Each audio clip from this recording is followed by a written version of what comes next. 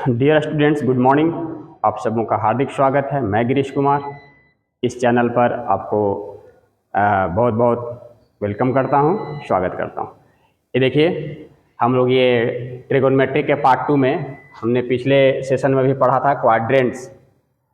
ये first quadrant, second quadrant, third quadrant and fourth quadrant. थोड़ा सा 2 मिनट पीछे से चलते हैं। तो अगर कोई भी एंगल ये थीटा जो है अगर 0 और 90 डिग्री के बीच में हो, इसका मतलब हम लोग समझेंगे कि दी angle lies in first quadrant.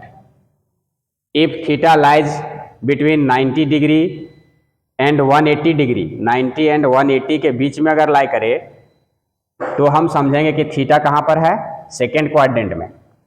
अगर 180 से ज़्यादा और 270 से कम के बीच में है थर्ड क्वाड्रेंट में, एंड 270 और 360 के बीच में है तो फोर्थ क्वाड्रेंट में।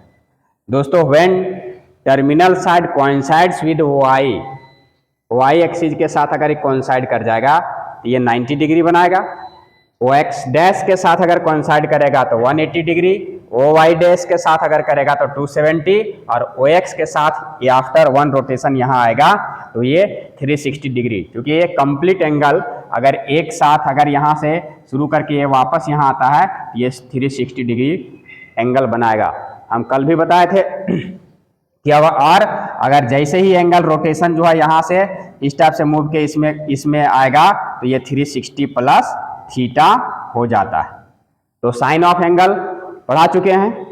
पॉजिटिव साइन अगर एंटी क्लॉकवाइज चलेंगे और क्लॉकवाइज चलेंगे तो नेगेटिव साइन लिया जाता है। ओके,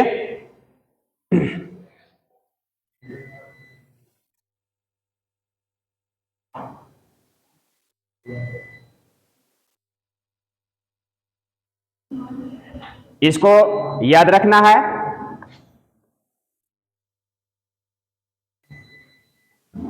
कि one right angle 90 degree, 1 degree equal to 60 minute. एक बार अगर डैश है इसका मतलब ये मिनट है। Clear? 1 minute equal to 60 second, या डबल डैश मतलब सेकेंड, है ना। इसको दिमाग में रखना है।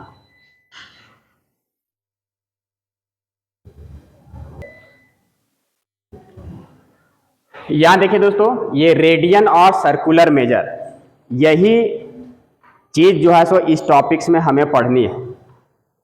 रेडियन और सर्कुलर मेजर क्या है कि सपोज करिए कि this is a circle with radius O and centre O and radius R. ठीक है, let O be the centre and are be the radius.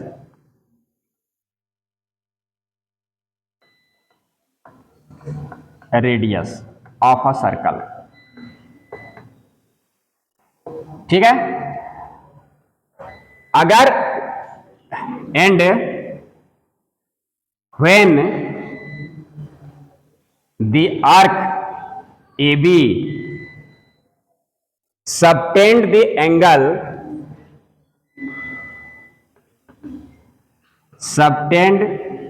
The angle theta with centre of the circle. ये arc जो है A B, ये यहां theta angle बना रहा है। ठीक है, if the length of arc A B, the length of the arc AB is equals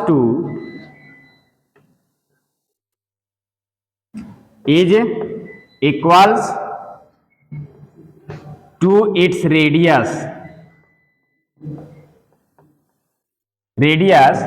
then it is known as 1 radian. It is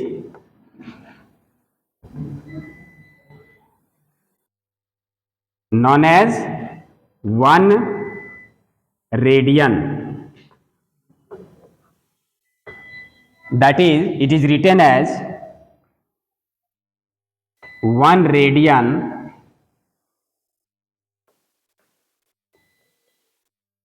is equal to, written as 1 radian is written as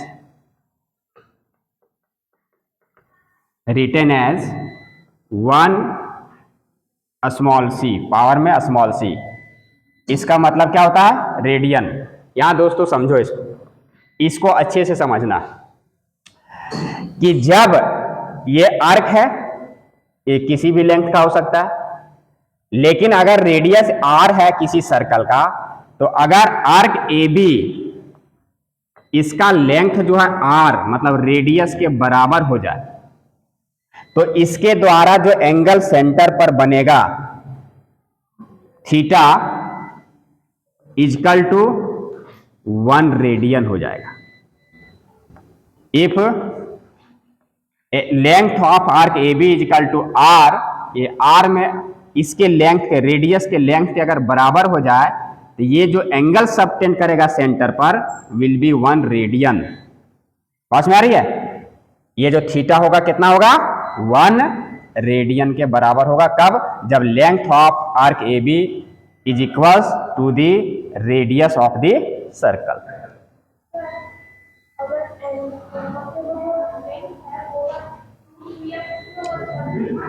कुछ भी होगा, अगर circle का समझो, ये circle का radius अगर यहां से 2 सेंटीमीटर, अगर हम इस पर आर्क 2 सेंटीमीटर का ए बी लेंगे, ये भी 2 सेंटीमीटर का लेंगे, तो यहां से ये आर्क जो सेंटर पर एंगल बनाएगा will be 1 radian. Confirm? So if ये और ये रेडियस और ये आर्क का लेंथ अगर इक्वल हो जाए, the angle subtended by the arc कहां पर? सेंटर पर, वो कितना होगा? 1 रेडियन होगा। क्या कहलागा ये? 1 रेडियन कहलागा। क्लियर? तो एक बार अगर ध्यान से देखोगे तो पूरा दिमाग में सेट हो जाएगा। ये 1 रेडियन में क्या होना है कि अगर कोई भी चाप है, आर्क है, तो उसका लेंथ दिए हुए सर्कल के रेडियस के बराबर होना चाहिए। तो ये आर्क के द्वारा जो यहां सेंटर पर एंगल बनाया जाएगा वो कितना होगा? 1 रेडियन होगा। ठीक है?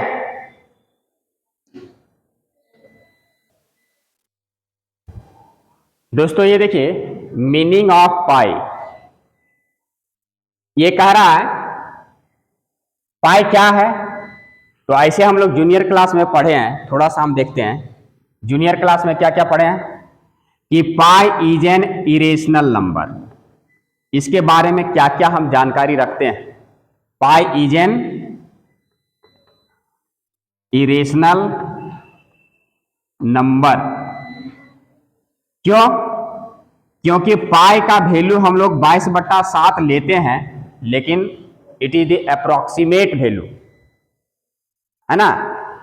द वैल्यू ऑफ पाई मतलब exact value of pi can't be determined. Pi का एग्जैक्ट वैल्यू हम फाइंड नहीं कर सकते, है ना।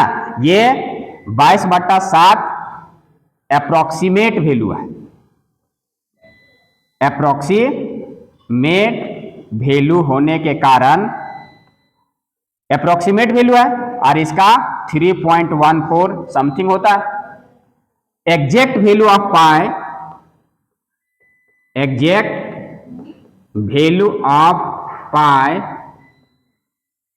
Can't be determined.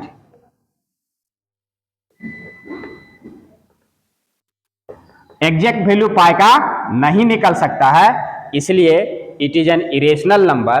कहीं का एग्जाम में पूछता, मतलब कोई पूछेगा कि पाई इजकल टू 22/7 लिखते हैं, तो 22/7 क्या है कि रेशनल नंबर है, क्योंकि ये p/q के फॉर्म में है। लेकिन ये पाई का जो है सो एग्जैक्ट वैल्यू नहीं है, अप्रोक्सीमेट वैल्यू है, मान लिया गया है। इसलिए 22/7 is rational but pi is irrational. यहां से स्पष्ट है, ये ध्यान देना।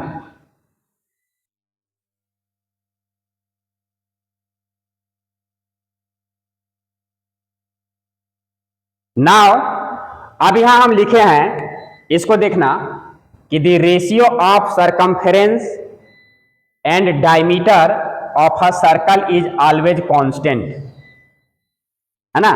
ये आर्यभट्ट ने हमें दिया है कि अगर कोई सर्कल है तो इसका रेडियस r है, तो अगर रेडियस r है,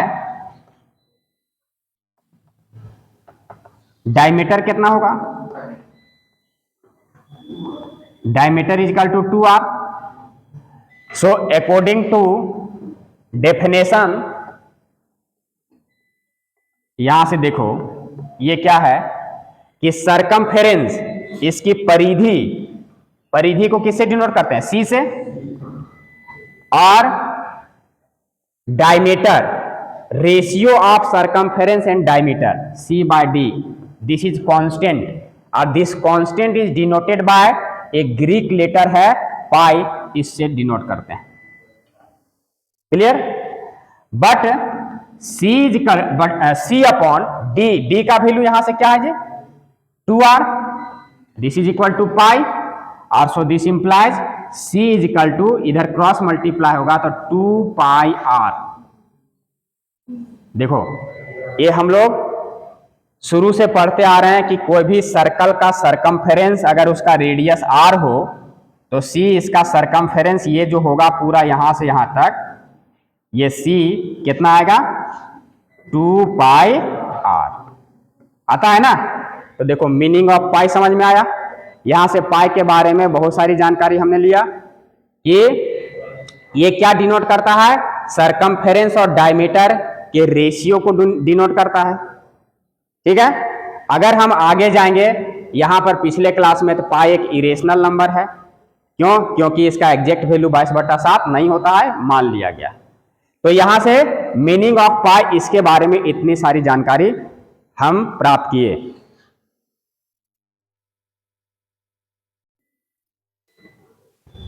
यहां देखो एक बहुत ही रेडियन मेजर और डिग्री मेजर के बीच में रिलेशन क्या है उसके बारे में जानेंगे। हम मान लेते हैं कि let O be the centre of a circle and R be the radius. यहां तक ठीक है। Suppose now let the length of arc AB, ये आर्क AB का लेंथ को भी हम कितना के बराबर मान लिए, इसके रेडियस के बराबर मान लिए। तो अभी बाय डेफिनेशन, हम अभी डेफिनेशन पढ़े हैं रेडियन का, कि अगर आर्क का लेंथ इसके रेडियस के बराबर हो जाए तो the angle subtended by the arc at the centre will be 1 radian. कितना होगा, 1 radian. Arc length of the arc is equal to r, means equal to the radius of the circle, so angle AOB is equal to 1 radian। यहां तक confirm है। अगर ये length r हो गया इसके रेडियस के बराबर, तो इसके द्वारा यहां पर जो एंगल बनेगा वो 1 रेडियन होगा। Clear. And now by geometry, ये हम पिछले क्लास में पढ़ चुके हैं कि the angle subtended at the centre of a circle, है ना, are proportional to the length of the arc.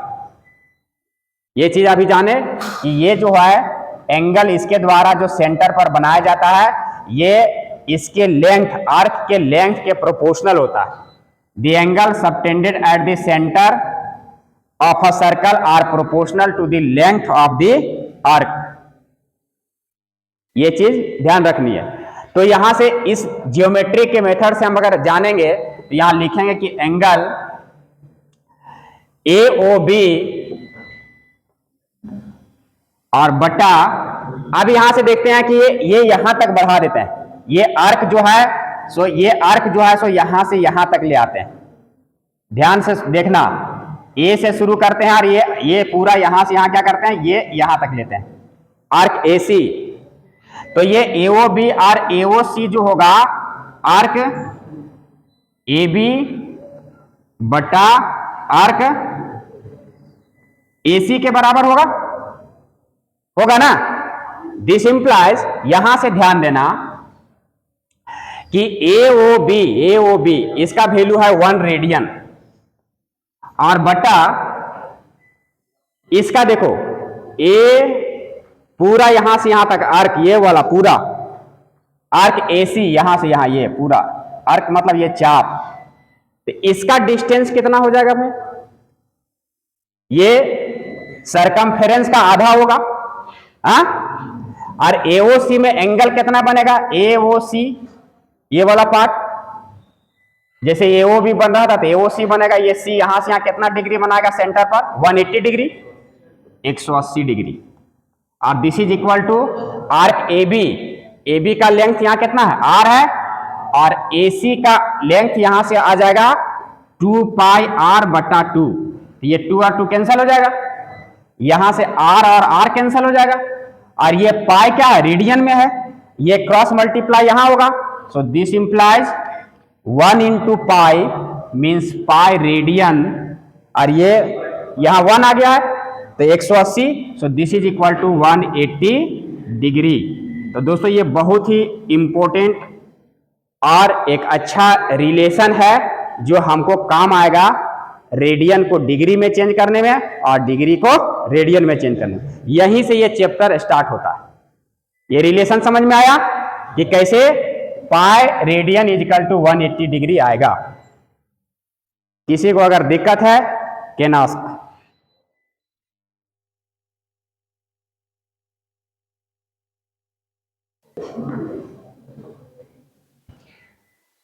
एक थ्योरम है दोस्तों, to prove that theta equal to L by are.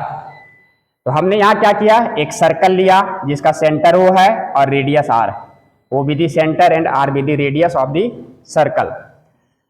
A O C यहां से जो एंगल बन रहा है वो थीटा बन रहा है, इसको हमने मान लिया, और A O B equal to 1 radian, because ये जो आर्क का लेंथ है ए बी, इसको हमने आर माना, तो अगर ये आर्क रेडियस के बराबर है इसका लेंथ, तो ये सेंटर पर जो एंगल बनेगा 1 रेडियन होगा, ये बाय डेफिनेशन। और लेंथ ऑफ आर्क यहां पर और लिख लेते हैं कि arc A B is equal to r and arc A C is equal to l, suppose माना। Clear? So now by geometry the angle subtended at the centre of a circle are proportional to the length of the arc which subtended them। ये जो arc है ये जितना centre पर angle बनाएगा वो proportional होगा किसके? इसके लेंथ के बराबर। तो अब नाउ देयरफॉर हम लिख सकते हैं कि एंगल एओ सी बटा angle A O B equal to length of arc, A O C के जगह आर्क है क्या? एसी, और बटा आर्क यहां पर एबी, इसको हम लोग लिख लेंगे। So this implies AOC this is theta और AOB this is 1 radian, length of AC this is l और length of AB this is r. So completely after simplification theta by 1 means theta is equal to L by r, theta is equal to L by are. ये proof हो गया। L length of the arc and theta क्या है? The angle subtended by this arc at the centre of the circle, okay, and R B the radius of the circle. तो यहां arc का length, उसके द्वारा बनाया गया सेंटर पर एंगल और सर्कल का रेडियस, ये तीनों के बीच का एक रिलेशन हमको मिला, theta is equal to L by are. ये बहुत ही इंपॉर्टेंट रिलेशन है। इसी के आधार पर अभी इस चैप्टर में जैसे इन करेंगे हम, पूरा न्यूमेरिकल्स बनेगा। यहां तक बातें समझ आ रही है?